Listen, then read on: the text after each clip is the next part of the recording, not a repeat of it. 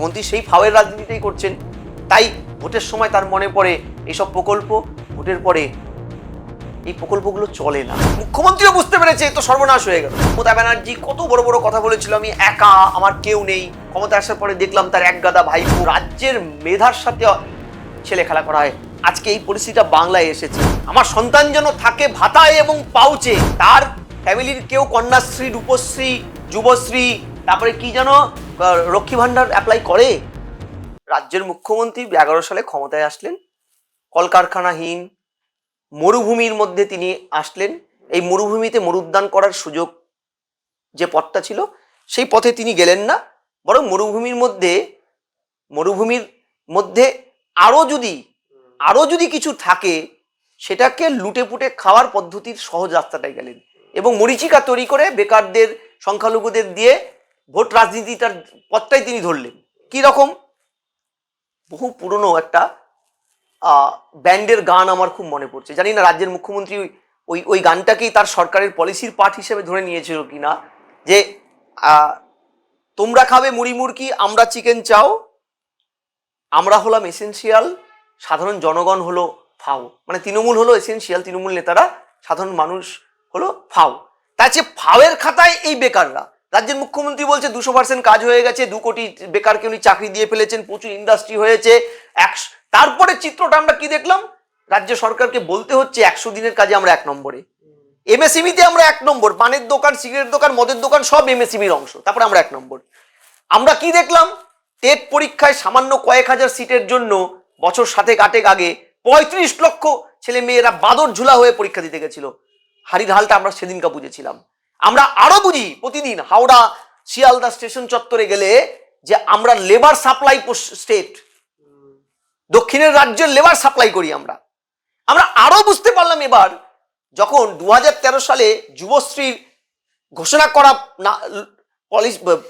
প্রকল্পটাকে তিনি আজকে সুন্দর পোশাকি নাম পাল্টে ভোটের আগে নতুন করে যুব সাথী করে দিয়ে তিনি আবার বাজারে চালালেন। পুরনো মদটা নতুন বোতলে ঢেলে দিলেন। তারপরে যে পিলপিল করে বেকাররা বেরিয়ে আসলো, যে এতটাই ভয়ানক বেকার বেরিয়ে এসছে যে তাকে বলতে হলো, এই চলো এবার সব হয়ে গেছে, অনলাইন প্রোগ্রাম ফিল আপ করো। ডাক্তার, ইঞ্জিনিয়ার, প্রফেসর, পিএইচডি, হবু প্রফেসর, পিএইচডি, আইআইটি, এত প্রেস্টিজিয়াস পাস, সবাই এসে হাজির হচ্ছে লাইনে। এ তো নাক কাটা যাওয়ার মতন। এই যুবসাথী করে একদিকে ভালো হয়েছে, আমরা হাড়ির হালটা বুঝতে পেরেছি এবং মুখ্যমন্ত্রীও বুঝতে পেরেছে তো সর্বনাশ হয়ে গেল, ভালো করতে গিয়ে খারাপ হয়ে গেল। তাই অনলাইন যা বাবা, ঘর থেকে লেখ। এই ইউটিউব চ্যানেলগুলো আজকাল খুব বদমাইশি করছে, আমার পিছনে লাগছে, সব তো চলে আসছে বুম নিয়ে, ঠিক আছে, ফলে অনলাইন করে দিয়েছে।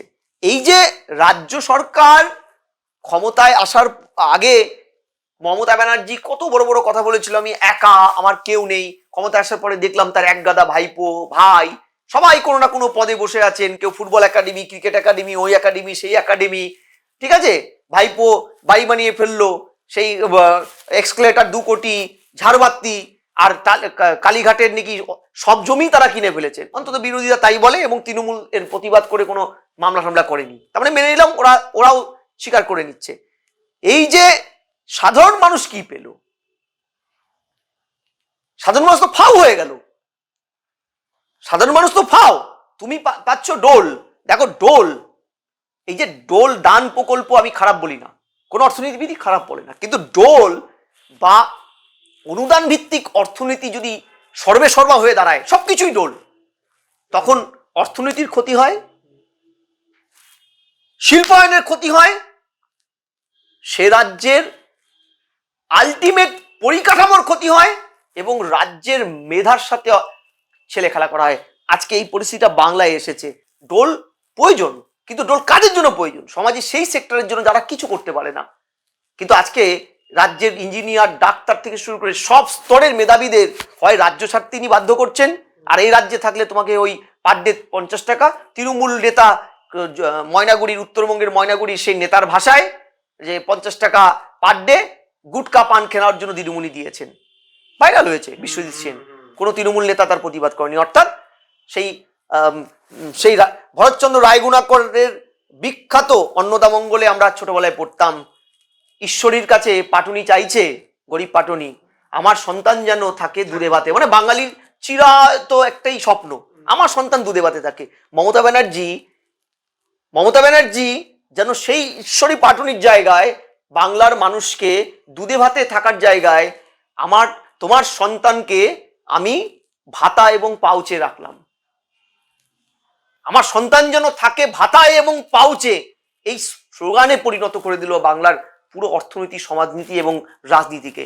আজকে এ রাজ্যে হয় থাকলে তোমাকে ভাতাজীবী হয়ে থাকতে হবে, চপ মুড়ি কিংবা ওই কি ধর্ণা মঞ্চ, মাতঙ্গিনী হাজরা বা শহীদ মিনার, আর না হলে অন্য রাজ্যে বেরিয়ে যাও। তিনি তো বলেই দিয়েছেন, আমি বখাটে ছেলে চাই, ভালো ছেলে চাই না, বেরিয়ে যাও।